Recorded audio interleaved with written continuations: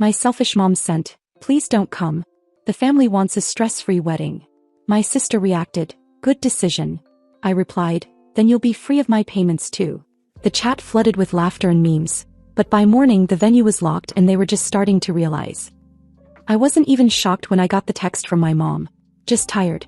The kind of tired that seeps into your bones after years of forced smiles at family gatherings, buying silence with money, pretending that you didn't hear the japs because they always came wrapped in fake concern. But seeing it typed out like that, no punctuation, no hesitation, "Please don't come. The family wants a stress-free wedding." It was like a slap that didn't sting anymore. Just confirmed what I'd known for a while. I stared at it in the parking lot of my office, engines still running. It was 5:22 p.m. Thursday. The wedding was Saturday. 2 days away. I had paid for the entire thing, venue deposit, catering, photographer, DJ, even the custom flower arch my sister cried over in a Pinterest board meltdown. Over $38,000 already spent. And that didn't include the dress fittings, which I also covered. Not out of obligation. Just because I thought that's what family did. I screenshotted the message and sent it to my sister, expecting, maybe hoping she'd be shocked too. That she'd say mom was having another one of her moments. Instead, she replied 10 minutes later with, "Good decision." That was it. No explanation. No sugarcoating. Just confirmation. They didn't want me there. After I paid for everything. After years of being the fallback plan when things fell apart. After every time they needed help with rent, tuition, credit card debt. I didn't even get angry. I got methodical. I opened the group chat we had with some of the extended family. You know, the cousins who don't really talk but always show up for the big stuff. I dropped my reply there. "Then you'll be free of my payments too." The response was instant. Half the chat thought I was joking. The other half just hit me with those long, awkward emoji strings that mean, "Yikes, but I'm watching." My cousin Josh sent a laughing gif. Aunt Lorraine wrote, "Wait, what is happening?" Then came the memes. Someone edited my sister's bridal portrait with a speech bubble saying, "Guess who's paying now?" Not Cheryl. That one actually made me laugh. But by midnight the mood had shifted. The news spread fast. My mom tried calling. I let it go to voicemail. So did my sister. I didn't listen to hers either. At 12:42 a.m. I pulled out the binder. The wedding binder. Every receipt, contact, contract, invoice. All in there. I called the venue first. Left a message, followed up with a direct email to the owner. We'd bonded when I took a last-minute tour during a thunderstorm back in June. She liked me. She'd understand. Subject line. Cancellation, urgent contract holder Cheryl A. Logan. Within 30 minutes, I had confirmation that the venue was cancelled. Since it was under my name, they couldn't do anything about it. Same with the catering. The forest. The hotel block for out-of-town guests? Gone. By 2:07 a.m. it was like there never was a wedding planned at all. The next morning at exactly 8:45 a.m., my mom and sister arrived at the venue to oversee final touches. My cousin was already there and texted me a play-by-play. The place was locked. Completely dark. A sign on the front gate said, "Closed until further notice." Apparently they stood there for over an hour. Makeup done, hair curled, talking to the locked door like it was going to respond. My mom tried to call me 8 times between 9:12 and 9:27. I didn't answer. At 9:41 my sister posted a now-deleted story with the caption, "Some people are so bitter. You'll never ruin my day." Funny thing to say about a day that suddenly had no tables, no guests, and no venue. But that was just the beginning. They didn't know yet what else I'd undone. They thought the worst was the venue. They thought wrong. Because when you spend your life treating someone like a side character, you forget they might be the one holding the whole damn script. By mid-morning Friday I knew they were scrambling. My aunt texted me a vague, "Hey hon, just wondering what happened with the venue?" As if she didn't already know. A few cousins were poking around too, trying to get the full story without looking like they were taking sides. But everyone was holding back. No one wanted to admit out loud what they were starting to suspect. That I had nuked the wedding from the inside out. So I made it worse. I didn't cancel the florist. I called her and explained that the bride had uninvited me, and that the card I used to secure the order would be turned off. I told her they could work it out directly if they wanted to go forward, but I wouldn't be involved in any capacity. Her name was Valerie. She was polite. Then she asked, "So, this whole wedding's going down in flames?" I said, "They wanted a stress-free wedding. Guess they got it." She laughed. Then she said, "Nah, I'm out. I don't deal with this kind of chaos. I'll post a refund policy on my socials just to cover myself. Thanks for the heads up." One more domino down. Then I called Brian, the photographer. Old college buddy. We'd shared a dorm and a bottle of Jack the night I broke up with my ex-fiancé. He was the one who'd offered to shoot the wedding at a discount. No deposit required. Just trust. When I told him what happened, he asked a single question. Do you want me to go through with it anyway, or are we done? I said we were done. He said cool. Then he asked if I wanted to do a shoot on Sunday. Something fun just for me? I said yeah. And then we spent 20 minutes laughing about how my sister once called me the financial plan with legs. By the time I hung up, I was calm. Too calm probably. At 1:45 p.m. I got a group email from the caterer asking who to invoice. It was addressed to my mom, my sister, and me. I didn't respond. But someone did. My sister's fiancé, Derek, replied. We were under the impression this was all paid for. To which the caterer replied, and I'll never forget this line, the person paying was told not to attend. So we'll need a new card or we'll see you next time. 3 hours later, I found out that the DJ had also bailed. Not because I told him to. He left on his own after realizing no one had confirmed the final set list or paid for the extra hour. He posted a vague tweet about ungrateful people and ghosted invoices that some of my cousins screenshotted immediately. Group chats were heating up again. No one knew what to say, but everyone was watching. Around 4:30, I started getting the guilt messages. My mom texted, "You're hurting your sister for no reason. This is childish." My aunt tried a softer approach. "I know tensions are high, but can you at least let the florist go through? The flowers are her dream." Even my dad, who never texts me unless it's about taxes or how to reset his router, sent a curt message. "This is beneath you." But here's the part they still didn't get. I didn't cancel this wedding to be petty. I canceled it because they kicked me out of it. They threw me out of something I built, funded, designed, shaped from the ground up. And they expected me to keep holding the ladder while they climbed past me like I didn't matter. At 5:12 p.m. I got a call from my mom. I didn't answer. Then a voicemail. She said they were willing to forgive the cancellation if I could just reverse some of it. Said she didn't mean the message to come across so harsh. That it was just about making sure the day went smoothly without drama. Right, guys, I'm the drama. Not the ones who uninvited me. Not the ones who pretended like my money was separate from my presents. Not the sister who didn't even flinch when I got cut out. What she really meant was, put everything back together so we don't look bad in front of people. But they were already looking bad.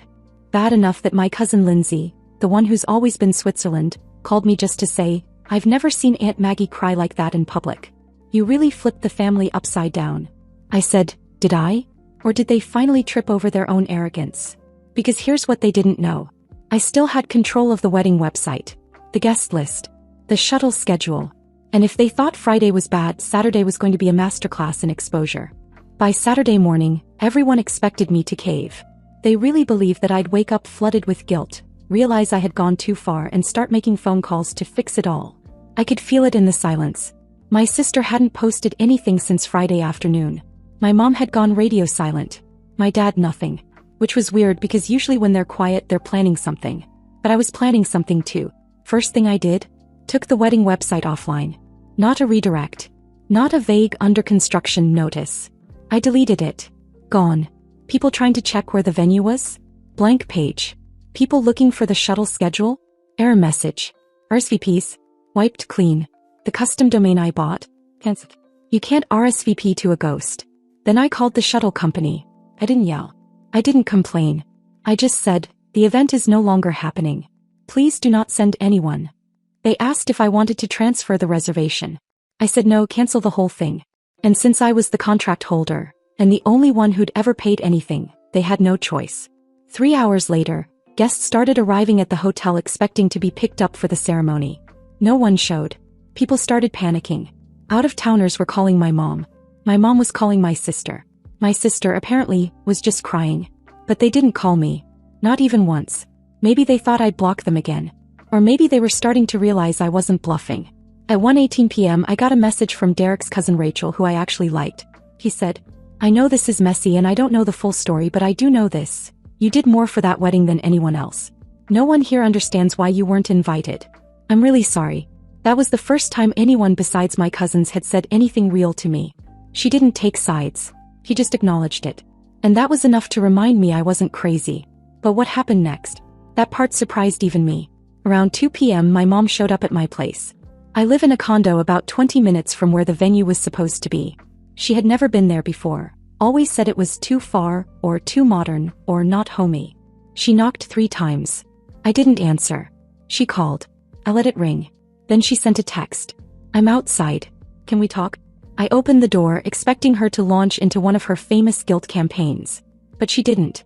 She stood there holding my sister's wedding dress. And said, "Can we at least get a few photos? Just something. We can fake the rest." I almost laughed. She wasn't here to apologize. She was here to salvage the optics. So I took the dress. Said I'd see what I could do. When she left, I stared at it for a while. Then I walked it out to the dumpster behind the complex and dropped it in. It wasn't dramatic. It wasn't even satisfying. It just felt necessary.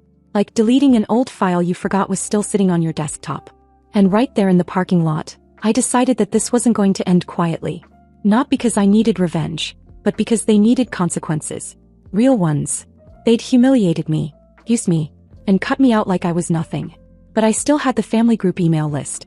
I still had photos. I still had screenshots.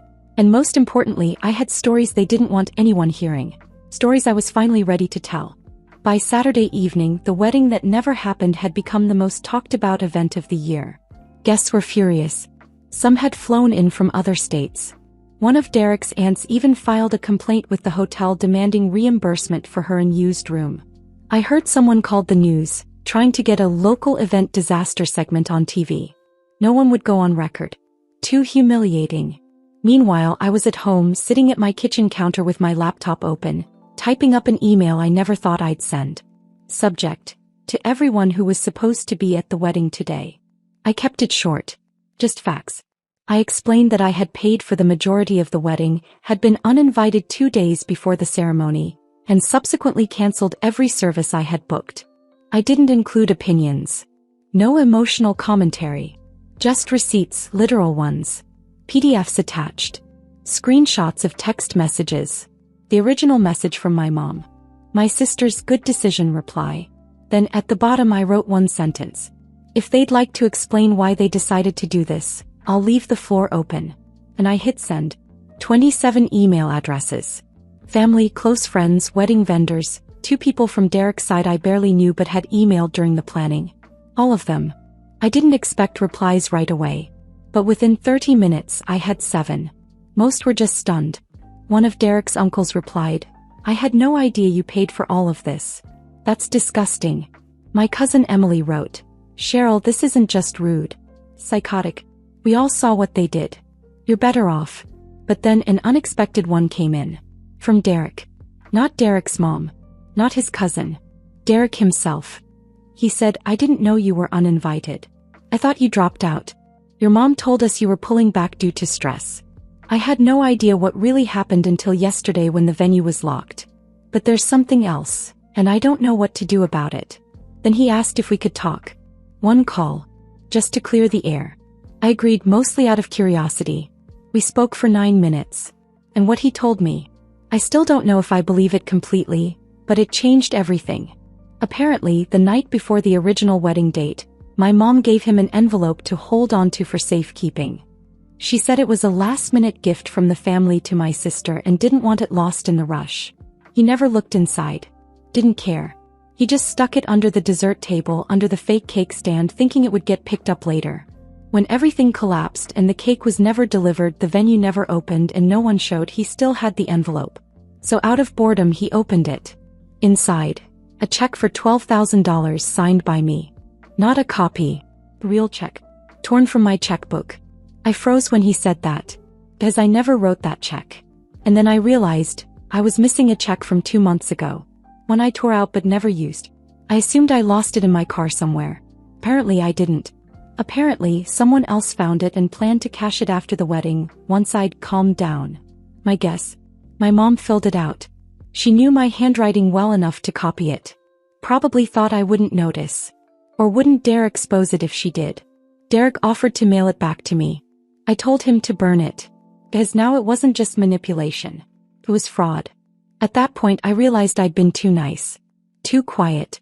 Too patient. I logged into my private backup folder. The one I never thought I'd open. It had everything. Screenshots. Old text messages. Recordings from when my parents tried to guilt me into paying off their second mortgage.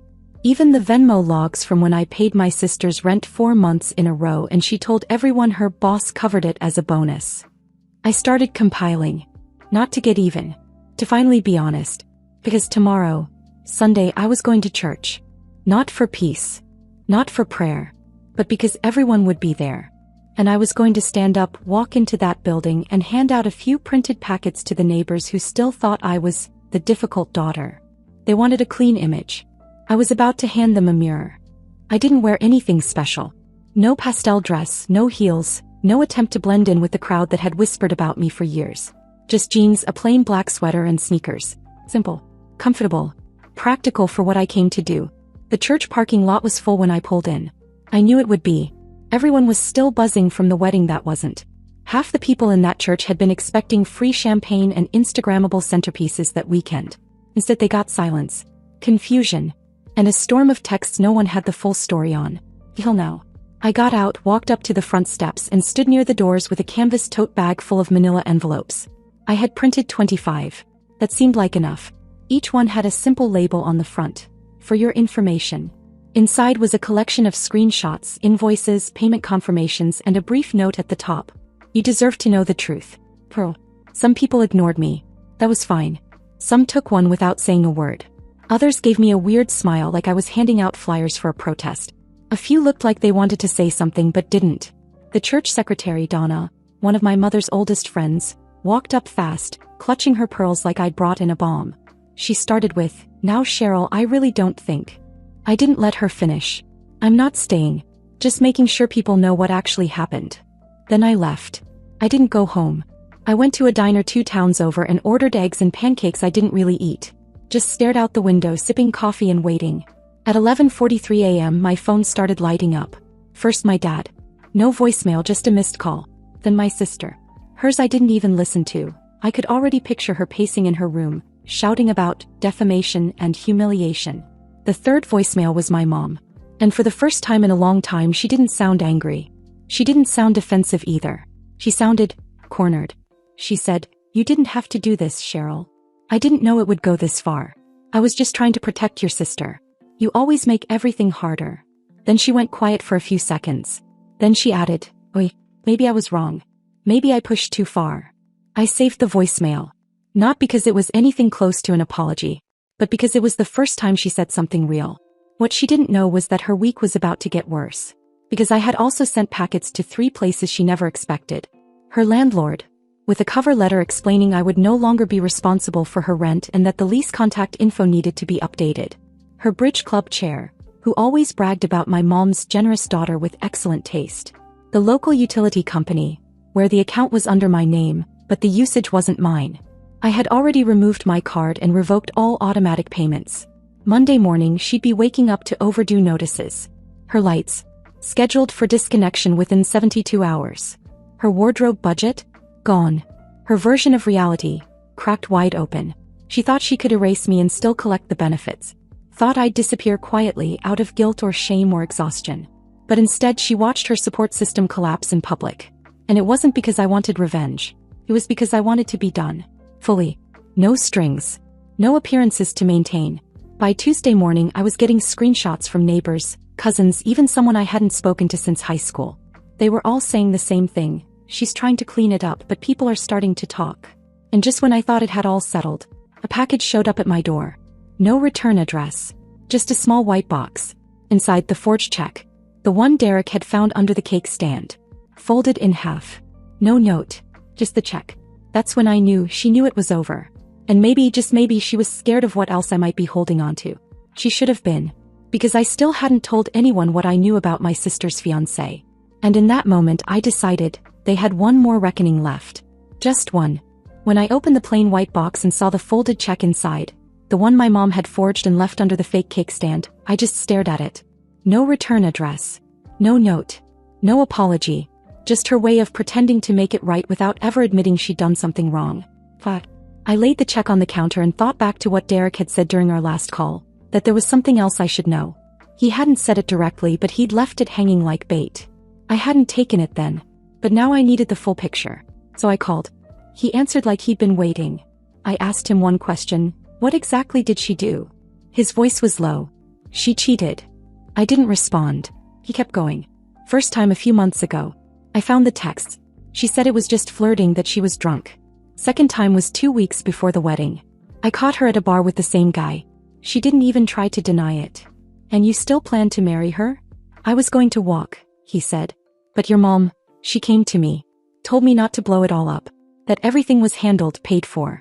That I should just get through the day, make it work later. Of course she did. That's all she'd ever done. Clean up my sister's messes with someone else's money and pray no one looked too close. I thanked him, ended the call, and sat in silence for 10 minutes. Then I opened my laptop. I didn't go nuclear. No social media posts. No family-wide expose. Just one final message. Targeted. Precise. Subject line. A few things about Danielle you may not know. I sent it to 7 people. Her boutique manager. Her 2 closest friends. Her old boss. Derek's parents. Our cousin Kelsey, who used to call her flawless. And a local business owner who had just hired her to design social content. I attached screenshots of the texts Derek found. I included dates. Names. No commentary. No long explanations. Just the truth in black and white. I ended the email with one line. She's not who she pretends to be. And I'm not your scapegoat anymore. Then I signed it. Carol. I shut the laptop and turned to the check still sitting on the counter. I lit a match and burned it in the sink. Watched the flames crawl across my forged signature until it curled into black ash. That night I blocked all of them. My mom. My sister. My dad. No more passive-aggressive group chats. No more guilt trips masked as concern. No more money disappearing under emergencies. 2 days later I got one final email from my mom. Subject line. Please don't do this. Inside it was long.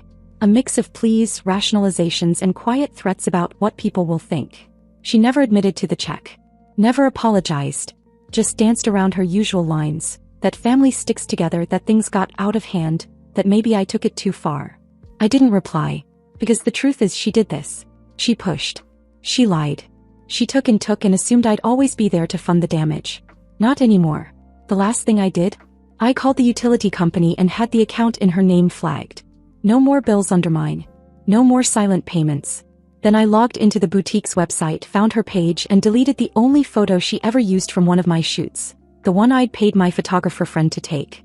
She had borrowed my shine long enough. And as I shut it all down, one account, one login, one automatic draft at a time, I felt it. The silence. The kind that wasn't heavy or sad. Just clear.